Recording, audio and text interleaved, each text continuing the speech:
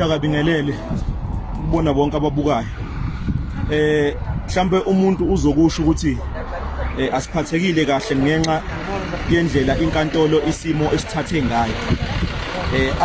Abawaziyo umthetho bazo understanda uma icala lu-schedule 1 kujwayelekile ukuthi umuntu ayithole ibail. Ngezikhathi eziningi uma icala kufaka isicelo kwi-NPA ukuthi ba-ede ama-charges khona sizokhula icala lepolitiki. Indlela isimo esithathwa ngayo sithathwa ngokwepolitiki, nanokuthi umuntu akucacise ukuthi ungizwe emkhulu into achajelwa yona, uchajelwa ukuthi kwasha amamoli kwasha nezitolo. And uma usibone kahle isimo ekwenzeka kaZulu naseGoli, angeke uphumele obala uthi ungenxa kangizwe. Uhulumeni ubalekela iqiniso. Uhulumeni ubalekela iqiniso lokuthi ukubopha uZuma ikhona okudinwe abantu baze bahamba bayontshontsha. Ngolesingisi ulimi ngithini na?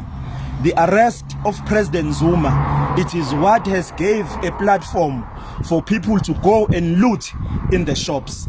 It was because this government is presiding over hungry people, and when you preside over hungry people, such incidences, they are recorded in history. They are bound to happen. So for the state to charge Ngizwe Mkhunu, for us it was very barbaric, it was very backward, it was very dumbfounding.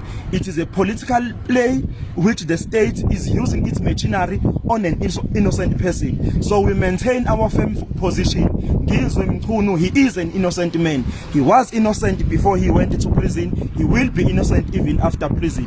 Asibonge.